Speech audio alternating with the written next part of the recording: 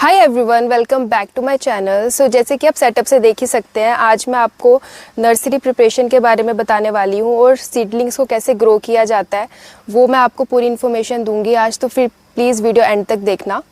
सो जैसे कि आपको पता है, किसी भी प्लांट प्रोडक्शन के लिए सबसे पहला स्टेप होता है कि सीड्स को सो करना या फिर बीज को बोना। तो ये बहुत ही केयरफुली, बहुत ही ध्यान से करना पड़ता है ताकि जर्मिनेशन इसकी प्रॉपरली हो सके, राइट। तो सबसे पहला स्टेप प्रोसेस का ये है कि हमें ड्रेंचिंग करनी है कोकोपीट ब्लॉक्स की। ठीक है, ब्लॉक्स आते हैं जैसे कि आप देख पा रहे हो स्क्रीन पे। इन ब्लॉक्स को हमें ओवरनाइट पानी में डाल के रखना पड़ता है और पानी में भी हमें H2O2 और फंजीसाइड्स मिलाने पड़ते हैं। H2O2 मतलब हाइड्रोजन पेरोक्साइड, और इनका ये रोल होता है कि कोकोपीट को कंटेमिनेट होने से बचाते हैं और इसमें फंगस लगने से बचाते हैं। ठीक है, तो जब ये ओवरनाइट पानी में डाल के रख दिए तो इसको फिर हमें 2 दिन तक सनलाइट में रखना पड़ेगा ताकि ये सूख जाए। ठीक है, फिर उसके बाद हमें इस टाइप की कोकोपीट रेडी हो जाती है जैसे कि आप देख पा रहे हो इसमें। ठीक है, तो फिर उसके बाद ये रेडी टू यूज़ है ऑलरेडी। तो ये आप देख रहे हो, इसको हम प्रो ट्रे बोलते हैं। इसमें हम इस कोकोपीट को फिल करेंगे। ठीक है, जैसे कि आप इसमें देख रहे हो, ये अभी मैं आपको करके दिखाऊंगी। पर फिल करने से पहले हमें कोकोपीट पे ध्यान देना है कि इसमें थोड़ा सा मॉइस्चर रहे और इसको हमें गीला थोड़ा रखना है ताकि नमी बनी रहे और अच्छी तरह जर्मिनेशन हो सीड्स का इनमें। तो अब हम इसको डालेंगे और डालने का बहुत ही इजी तरीका है, इसको बस इसमें हमने हल्के हाथों से फैलाना है।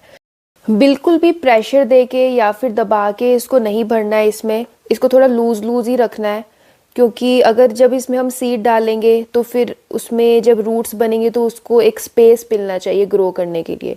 तो ये लूज ही रखते हैं इसको।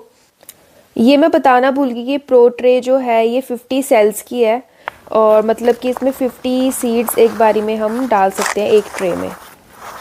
प्रो ट्रे का फ़ायदा भी यही है कि इसमें इंडिपेंडेंट सेल होते हैं हर एक सीड के लिए, और जिसकी हेल्प से एक बेटर रूट की डेवलपमेंट हो जाती है, तो विच इज़ गुड। जैसे कि आप देख सकते हैं ये ऑलमोस्ट फिल हो गई है। और एक और चीज़ मैंने आपको बतानी थी कि कई लोग कोकोपीट में परलाइट भी मिलाते हैं, पर इसमें ऑलरेडी कोको चिप्स मिक्स्ड हैं तो इसमें परलाइट मिलाने की ज़रूरत नहीं है। और वैसे इन दोनों का काम ये होता है कि ये कोकोपीट को मॉइस्चर देने का काम करते हैं, इसमें मॉइस्चर होल्ड करके रखते हैं। ठीक है, तो अब इस स्टेप के बाद हम नेक्स्ट स्टेप है सोइंग का। हम जैसे कि आप देख सकते हो ये सीड्स हैं, ये कैप्सिकम हाइब्रिड कामोस के सीड हैं, ये येलो बेल पेपर है। अब एक चीज़ का बहुत ध्यान रखना है कि इसको हमें हाथ में नहीं लेना, क्योंकि हमारे हाथ में भी काफ़ी बैक्टीरिया फंगस होता है तो वो भी सीड्स में चला जाएगा। तो इस चीज़ का हमें बहुत ध्यान रखना है कि इसको हम पेपर शीट पे ही लें। थोड़े से पेपर शीट में लेके अब हम इसको बोएंगे। रेडिश कलर के हैं ये, जैसे कि आप देख सकते हो। सीड्स में हमें फंजीसाइड्स भी मिलानी होती हैं, बट जैसे कि ये कंपनी के सीड्स हैं तो ये ऑलरेडी ट्रीटेड सीड्स हैं तो इसमें मिलाने की ज़रूरत नहीं है। और फंजीसाइड हेल्प करता है कि रूट को फंगस ना लगे। सीड सो करना शुरू करते हैं। इसको हम इसकी हेल्प से सीड्स को हमें पकड़ना है और इसको 1 सेंटीमीटर, सिर्फ 1 सेंटीमीटर ही अंदर डालना है इसके, और इसको ऊपर से कवर करना है। सारी सीड्स इसी प्रोसेस से डलेंगे और इसको हम ज़्यादा डीप नहीं डाल सकते सीड्स को, क्योंकि फिर इसकी जर्मिनेशन प्रॉपर नहीं हो पाएगी। इसको हमें सिर्फ 1 सेंटीमीटर ही डालना है, इस चीज़ का हमें बहुत ध्यान रखना पड़ेगा।